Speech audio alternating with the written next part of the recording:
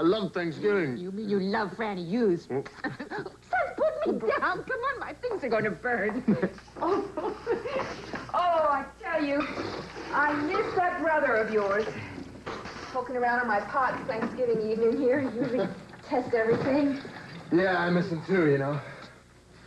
It's also not easy to be so far away from Franny on a holiday like this.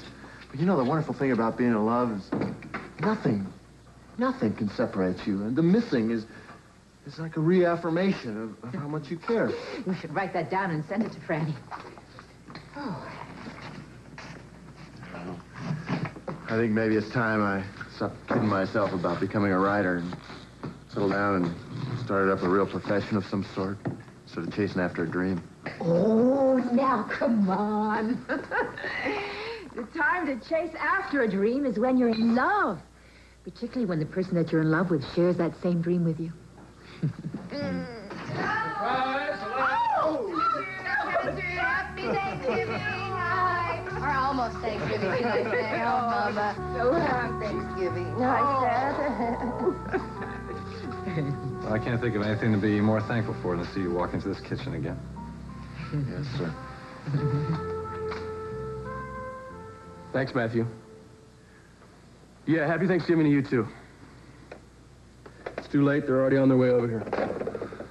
Well, look on the bright side, Holden. At least you'll be home in time to spend Thanksgiving with your family. I'm sorry, Holden. I know how much you were looking forward to spending the holiday here with Lily. Tony, couldn't you at least talk to Mr. Patterson, explain the situation, have Holden's flight changed for the day after the holiday? I'm sorry, Sierra. Mr. Patterson is totally unfamiliar with the Lawrence Industries contract. Now, Holden has had quite a bit of time to look at it, and he's familiar with it. He'll need Holden in Oakdale the first thing the morning after Thanksgiving. As a matter of fact, Holden, he may be calling you on Thanksgiving Day with a few questions, so you should be prepared. Oh, it's not fair to have to work on a holiday. Well, Holden is a trainee, and this is an opportunity for him.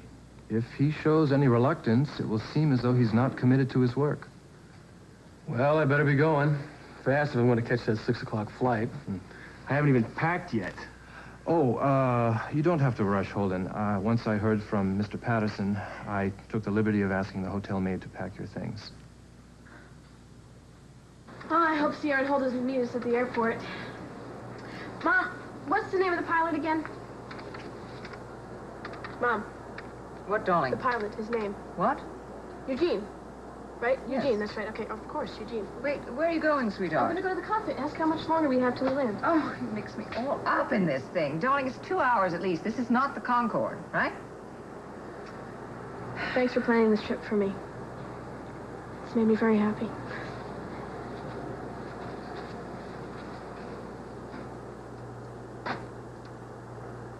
You're an incredible woman, Lucinda. Incredible. An all woman.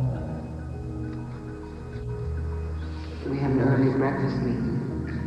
Don't you see that? Well, you have a daughter coming home first thing in the morning, and I look. But I do want you to promise one thing. What? When you're in London, will you try not to forget about it? I'm already regretting that I'm making this trip.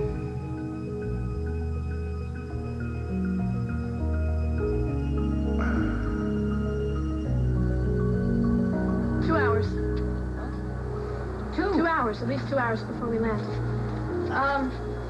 Eugene wanted me to give this to you. Oh. James Stenbeck, radio. He wanted you to give you this number and call him when we land. Why would he contact you in flight, Mom? Well, I don't know, darling, but it must be something extremely important. And I'll deal with it once we get through customs. I hope you're not getting chummy with Mr. Stenbeck, Mom. It's business, darling, and you don't like to talk about business, so we won't talk about business.